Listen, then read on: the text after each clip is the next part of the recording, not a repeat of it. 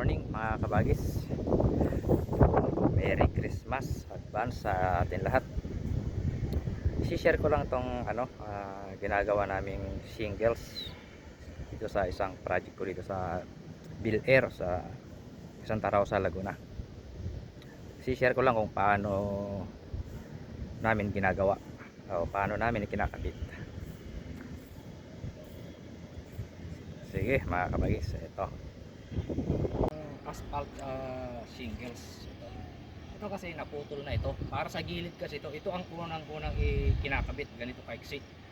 Kung halimbawa ito yung gilid, ikakabit ito, saka itatabi itong isa na to.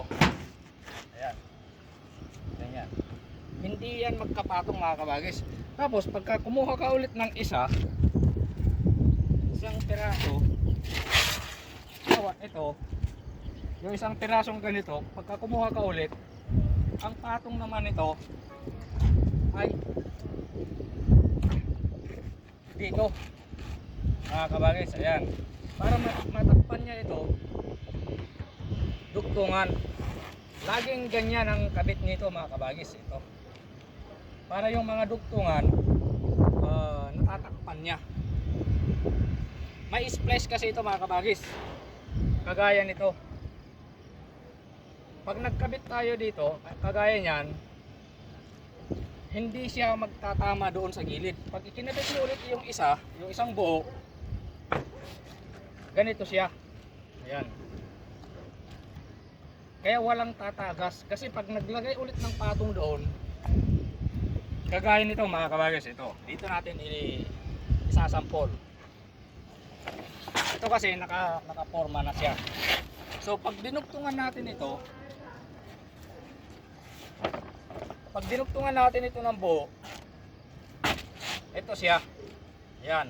So yung dugtungan na nakikita nyo dito, natakpan na yan. So may splice na din dito kasi may guide naman dahil may guhit yan na puti hanggang dyan yung dugtungan. Ayan siya. So ibig sabihin nawala na.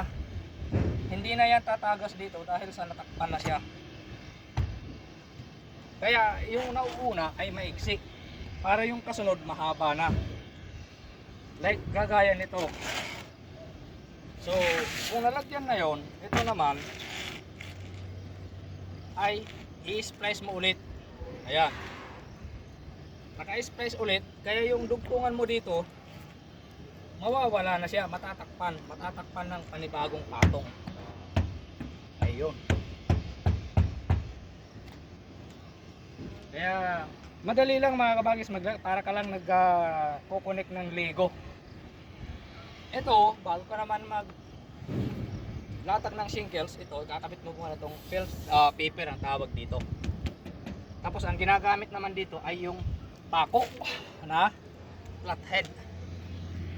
Like ganito. Ito. Flathead lang ang ginagamit niyan mga kabagis para hindi bubukol.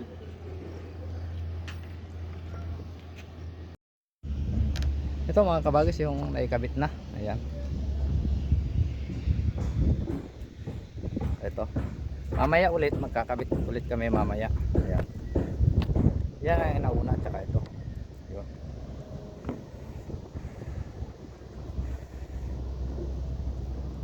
Dito kasi banda medyo medyo madulas. Ayan.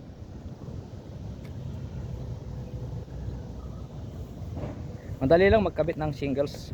Alam niyo ang mga kabagis, ang advantage at disadvantage ng shingles. Ang shingles kasi mas mahirap ang maintenance nito. Ibig sabihin hindi siya basta-basta na may maintenance ng kagaya ng yero para mas tumagal, ay pinipinturahan lang o kaya maintain mo lang ng pintura. Ito kasi mga kabagis, ang warranty naman nito ay 25 years. Pero nasisira din siya. Para sa akin mas matagal ang buhay ng yero compare dito sa shingles.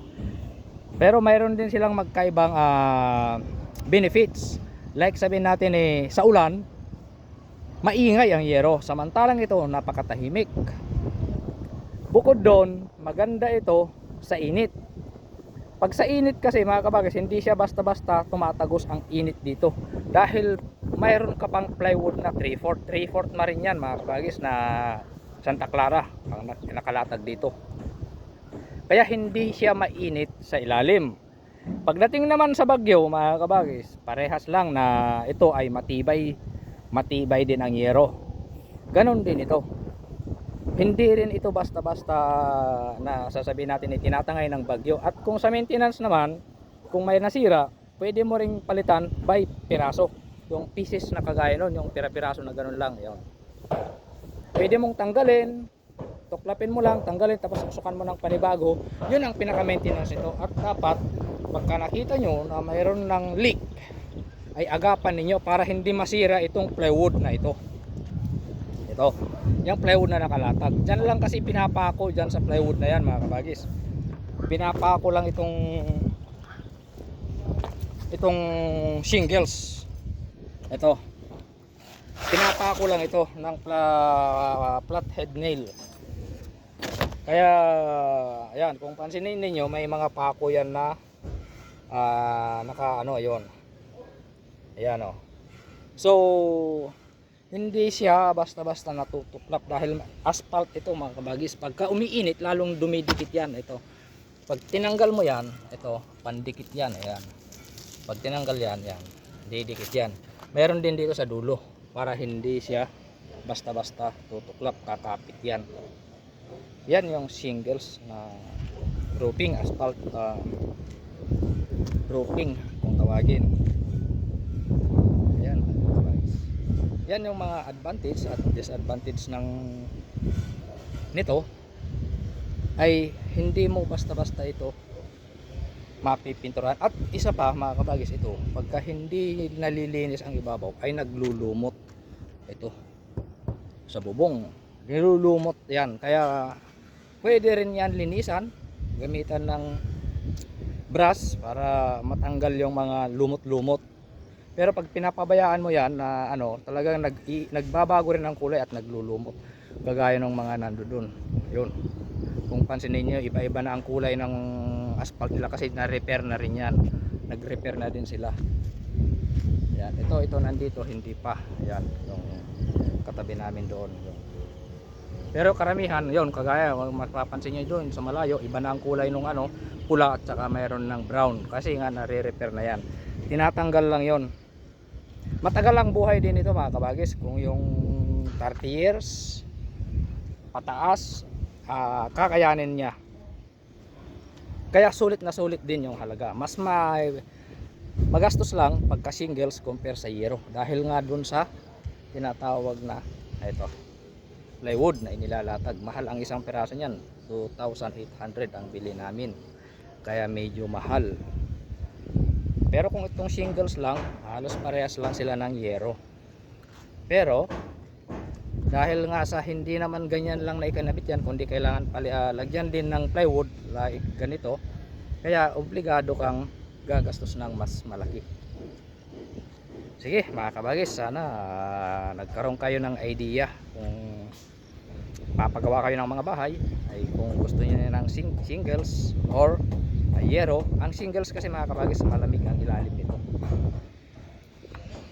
mas malamig kaysa compare sa yero. Ang yero kasi maingay. Ito kung ulan lang na hindi mo mararamdaman.